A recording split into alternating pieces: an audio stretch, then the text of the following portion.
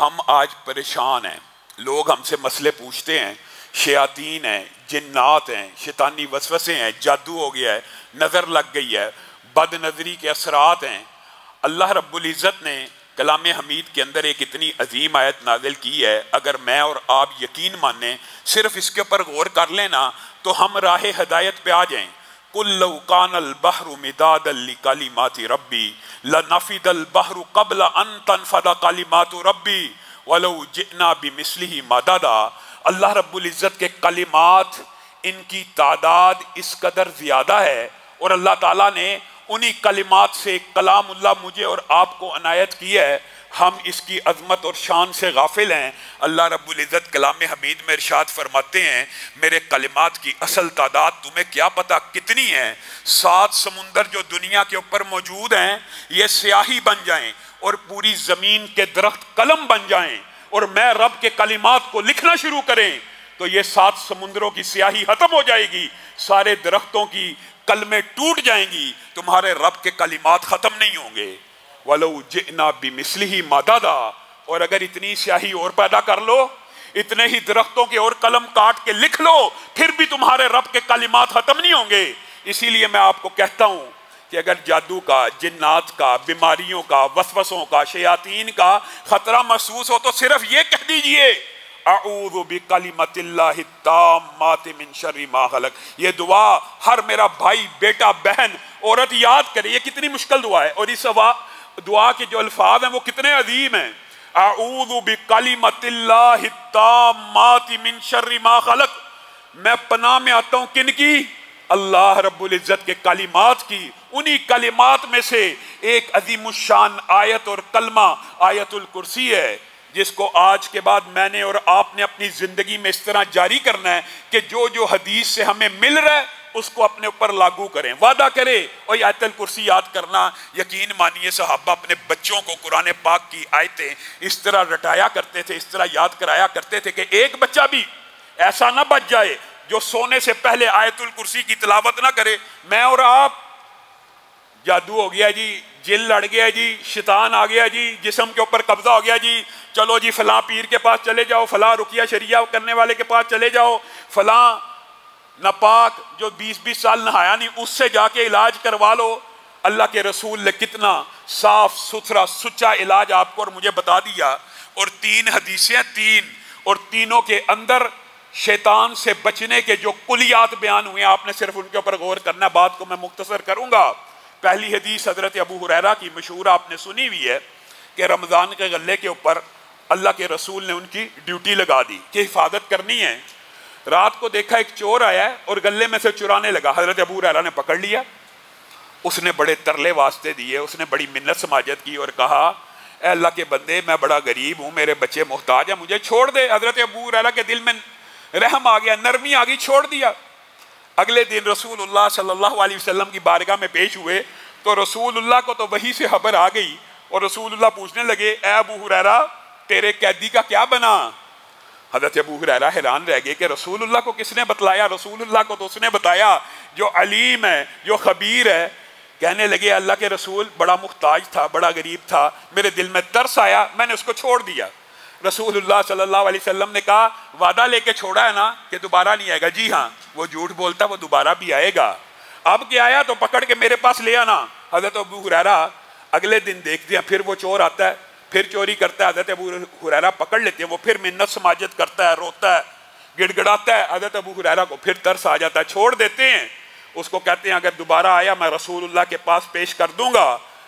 نبی کریم صلی اللہ علیہ وسلم اگلے دن پھر پوچھتے ابو ہریرہ تیرے قیدی کا کیا ماجرا ہے؟ حضرت ابو ہریرہ ساری رات کا واقعہ سناتے ہیں، کہا جھوٹ بولتا ہے پھر آئے گا، اب کی بار آئے تو پکڑ کے لے آنا۔ اور اتفاق ایسا ہوا کہ تیسری رات بھی لگاتار آ گیا، حضرت ابو ہریرہ نے پکڑ لیا اور کہا آج میں تجھے رسول اللہ کی بارگاہ میں پیش کیے بغیر نہیں جانے دوں گا۔ کہا رک جا رک جا، اب اگر تو نے مجھے رسول اللہ کی بارگاہ میں پیش کرنا ہے تو میں تجھے ایک ایسا کلیہ بتاتا ہوں کہ میں آنا بھی چاہوں تو نہیں آ سکتا، میں آنا بھی چاہوں تو نہیں آ سکتا۔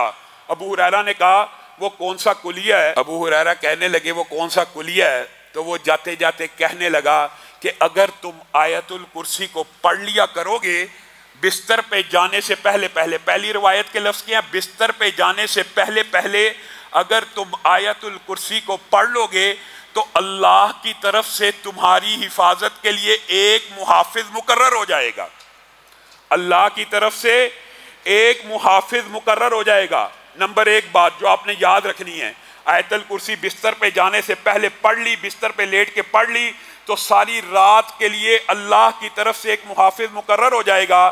اور دوسری بات یہی کی کہ تمہیں کوئی بھی شیطان اور جن تنگ نہیں کر سکے گا۔ رسول اللہ صلی اللہ علیہ وسلم کی بارگاہ میں اگلے دن پیش ہوئے، رسول اللہ نے کہا قیدی کیا کہتا تھا، تمہارے قیدی کا کیا بنا؟ کہا رسول اللہ صلی اللہ علیہ وسلم پھر آیا تھا اور ایک کلیہ بتا کے گیا ہے جس کی وجہ سے میں نے اس کی بات کو، اس کی درخواست کو سن لیا اور اس کو آزاد کر دیا ہے۔ رسول اللہ صلی اللہ علیہ وسلم نے کہا کیا کلیہ بتا کے گیا؟ کہا اس نے کہا ہے اگر آیت الکرسی بستر پہ جانے سے پہلے پڑھ لیا کرو گے اللہ کی طرف سے ایک محافظ بھی مقرر ہوگا اور تم شیطان کے شر سے بھی محفوظ ہو جاؤ گے۔ رسول اللہ صلی اللہ علیہ وسلم فرمانے لگے ابو ہریرہ تمہیں پتہ ہے وہ کون تھا؟ کون تھا؟ وہ شیطان تھا، ہے تو جھوٹا تھا لیکن بات تمہیں سچی بتا کے چلا گیا ہے۔ مجھے اور آپ کو بھی یہ بات تو پتہ چل گئی ہے، لیکن میں اور آپ لوگوں کے پیچھے تو بھاگتے پھرتے ہیں، اپنی حفاظت کے لیے آیت الکرسی کیوں نہیں پڑھتے؟ آیت الکرسی پڑھنے میں کیا چیز مانے ہیں، کیا چیز رکاوٹ ڈالتی ہے؟ کتنی کو لمبی آیت ہے کہ گھر کا ہر فرد، ہر بچہ نہیں پڑھ سکتا۔ اور اسی حدیث کی ایک اور اسی طرح کی بات حضرت ابو ایوب انصاری کے بارے میں آپ نے وہ حدیث بھی سنی ہوگی کہ وہ تاک میں کھجوریں رکھا کرتے تھے، وہاں سے کھجوریں چوری ہو جایا کرتی تھی۔ ایک دن انہوں نے دیکھا کہ میری کھجوریں کوئی نہ کوئی چوری کرتا ہے، تاک میں بیٹھے رہے۔ ایک شیطاننی آئی، اس نے کھجوریں چرانے کی کوشش کی، حضرت ابو ایوب انصاری نے اس کو پکڑ لیا۔ بہن اسی طرح کا واقعہ ہوا، پکڑا، اس نے واسطے ترلے دیے کہ مجھے چھوڑ دو، میں آج کے بعد چوری کرنے نہیں آؤں گی۔ رسول اللہ کی بارگاہ میں یہ بھی اپنا مقدمہ لے کے گئے۔ رسول اللہ صلی اللہ علیہ وسلم نے کہا جھوٹ بولتی ہے، آئے گی، جب آئے اللہ کا نام لے کے میرے پاس حاضر ہونے کا کہہ کے اس کو میرے پاس لے آنا۔ اسی طرح ان کے ساتھ بھی معاملہ ہوا۔ تیسرے دن اسی طرح اس جننی نے حضرت ابو ایوب انصاری کو ایک کلیہ بتایا اور کیا کہا، اگر آپ اپنے گھر میں، یہاں پہ سونے یا بستر کا لفظ موجود نہیں ہے، اگر آپ اپنے گھر میں آیت الکرسی پڑھیں گے تو آپ کے گھر میں کوئی بھی نقصان پہنچانے والی چیز داخل نہیں ہو سکتی۔ پہلی حدیث کے الفاظ کیا تھے؟ محافظ مقرر ہوگا اور شیطان داخل نہیں ہوگا۔ اس حدیث میں کوئی بھی نقصان پہنچانے والی چیز آپ کے گھر میں داخل نہیں ہو سکتی۔ اور ابی ابن کعب کی حدیث میں جہاں پہ وہ کھجوریں سکایا کرتے تھے، ایک جن آیا ان کی کھجوروں کو چوری کرنے لگا، ابی ابن کعب نے پکڑ لیا۔ یہ بھی اسی طرح 2-3 مرتبہ کا واقعہ ہے، لیکن جب پہلی مرتبہ پکڑا اس میں یہ بات اضافی موجود ہے۔ انہوں نے اس سے پوچھا کیا تو جن ہے یا انسان؟ اس نے کہا میں جن ہوں اور میں نوجوان ہوں اور میں جنوں میں سے بڑا طاقتور نوجوان ہوں۔ تو اس کے ہاتھوں کو ابی ابن کعب نے دیکھ کے کہا یہ ہاتھ تو ایسے ہیں جیسے کتے کے پنجے ہوں اور یہ بال تو بعین اسی طرح ہے، کیا تمہاری تخلیق اس طرح کی گئی ہے؟ وہ کہنے لگا نہیں، بلکہ میں ان میں سے کچھ زیادہ طاقتور ہوں۔ اور کہنے لگا کہ میں تمہیں ایک کلیہ نہ بتاؤں جس کی وجہ سے تم مجھ سے محفوظ ہو جاؤ گے؟ کہا کیا کلیہ ہے؟ اس نے بھی یہی الفاظ کہے اگر تم آیت الکرسی صبح پڑھو گے۔ اس حدیث کے اندر ایک بات اضافی موجود ہے، اگر تم آیت الکرسی صبح پڑھو گے تو شام تک شیاطین سے بچ جاؤ گے، اور اگر شام کو پڑھو گے صبح تک شیاطین سے بچ جاؤ گے۔ اب بتائیے آیت الکرسی ایک مرتبہ رات کو بستر پہ جانے سے پہلے پڑھی، محافظ بھی اترے گا، شیطان سے بھی بچو گے، جنات سے بھی بچو گے، ہر ضرر رساں چیز سے بھی بچو گے، اور صبح تک شیاطین سے محفوظ رہو گے۔ اور اگر صبح اٹھ کے پڑھ لی شام تک محفوظ رہو گے۔ اب بتاؤ تمہیں کس پیر کی ضرورت ہے، تمہیں کس ولی کی ضرورت ہے؟ تم کہاں در در کی ٹھوکریں کھاتے ہو؟ رسول اللہ صلی اللہ علیہ وسلم سے بڑا پیر اور ولی کوئی ہو سکتا ہے؟